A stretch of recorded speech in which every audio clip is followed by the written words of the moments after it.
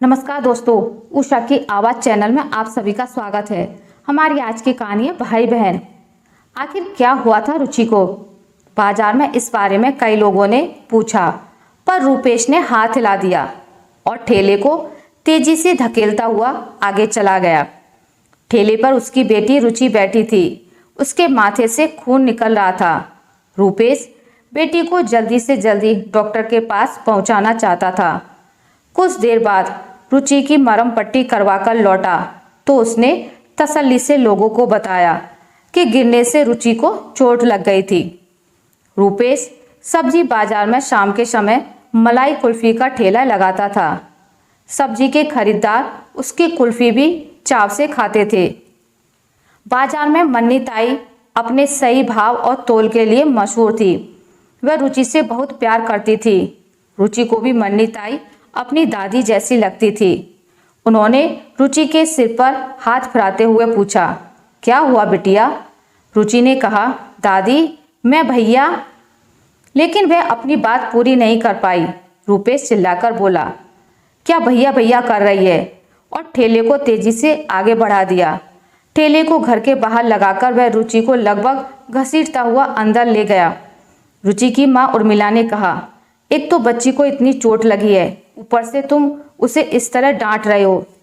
रूपेश ने कहा, तुम्हें पता भी है कि क्या मामला है? यह मन्नी को अचल के बारे में बताने को ही थी कि मैंने रोक दिया, वरना पूरे बाजार में बदनामी हो जाती। रुचि की चोट के बारे में रूपेश ने झूठ बोला था। रुचि को चोट गिरने से नहीं लगी थी। रुचि के भाई अचल ने उस पर गिलास फेंका था जो उसके माथे से जा टकराया। रुचि का माथा लहूलुहान हो गया। अचल रुचि से 4 साल बड़ा है। दोनों भाई बहन हमेशा प्यार से रहते आए हैं, लेकिन इधर कुछ समय से अचल रुचि से चिढ़ने लग गया है। रूपेश और उर्मिला बेटे के इस बदले हुए व्यवहार का कारण नहीं समझ पा रहे थे। रुचि भी हैरान थी। कुछ समय पहले की घटना है। स्कूल में सीढ़ियां उतरते समय अचल फिसल गया था। उसके पैरों में चोट आ गई थी। दोनों पैरों पर प्लास्टर चढ़ने के कारण वह स्कूल नहीं जा पा रहा था। उसे दोस्तों के साथ मस्ती करना पसंद था, लेकिन अब तो घर से बाहर निकलना भी मुश्किल था। वह बैठा हुआ देखता रहता था कि घर के सारे काम पहले की तरह चल रहे हैं, लेकिन उसकी ओर किसी का ध्यान ही नहीं है। शायद वह घर में होते हुए भी नहीं है, पर ऐसा बिल्कुल नहीं था। माँ, पिता और रुचि उसका पूरा ख्याल रखते थे, पर अचल सबसे नाराज ही रहता था, खासकर रुचि से। वह सदा गुनगुनाती रहती थी। रुचि का गला सुरीला था। स्कूल की म्यूजिक प्रतियोगिता में वह कई बार पुरस्कार भी जीत चुकी थी। इस बार भी रुचि कार्यक्रम की तैयारी कर रही थी, इसलिए वह स्कूल से आने के बाद अभ्यास करती रहती थी। लेकिन अचल माँ से कहता था, मेरे सिर में दर्द होता है इसकी आवाज़ से, इससे कहो कहीं और जाकर गाना बजाना करे। माँ ने उसे बहुत समझाया, पर वह किसी भी तरह मानने को तैयार नहीं हुआ। भाई के इस बेतुके व्यवहार से रुचि का मन बहुत दुखी हुआ। उसने सोच लिया कि वह इस बार प्रतियोगिता में भाग नहीं लेगी। रात को सब सो गए, लेकिन रुचि को नींद नहीं आ रही थी। अचानक उसकी रुलाई फूट पड़ी। उसकी समझ में नहीं आ रहा था कि अचल ऐसा व्यवहार क्यों कर रहा था। माँ ने बेटी का रोना सुना तो पास आकर चुप कराने लगी। अचल भी जाग रहा था।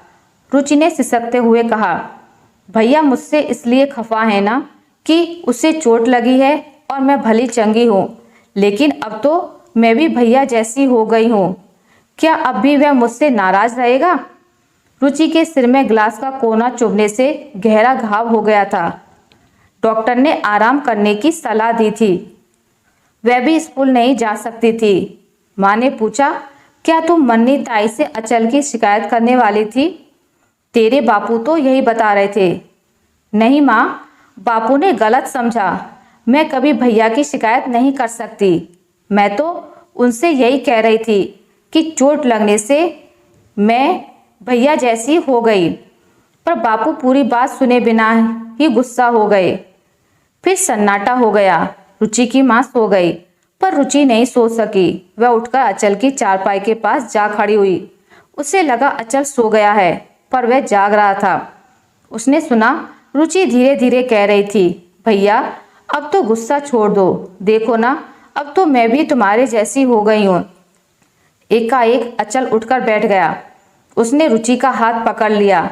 उसकी उंगलियां कांप रही थी। उसने रुंधे गले से कहा, नहीं रुचि, कभी मेरी जैसी मत बनना, जैसी हो वैसी रहना।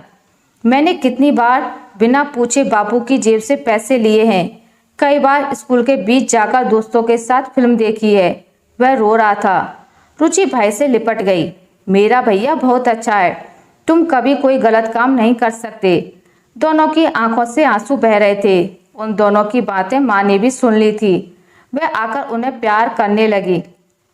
अचल से कहा, बेटा गलती सबसे होती है, तेरे बापू भी अपने बचपन की ऐसी ही बातें सुनाया करते हैं। जो हुआ उसे भूल जाओ, दोनों भाई बहन प्यार से रहो। लेकिन माँ, मैंने रुचि के सिर पर गिलास फेंक कर मारा, इससे बहुत चोट लगी है। कहाँ है चोट? वह तो कब की ठीक हो गई। अंधेरे में रुचि की हंसी सुनाई दी। माँ की हथेलियां दोनों के सिर सहला रही थी। आशा करती हूँ आपको मेरी आज की कहानी अच्छी लगी होगी। अगर आपको मेरी कहानी अच्छी लगी है तो इसे लाइक करें, ज़्यादा से ज़्यादा शेयर करें। अगर आप मेरे चैनल पर नए हैं तो इसे सब्सक्राइब करना ना भूलें। मिलते हैं एक नई कहानी के साथ, तब तक के लिए नमस्कार।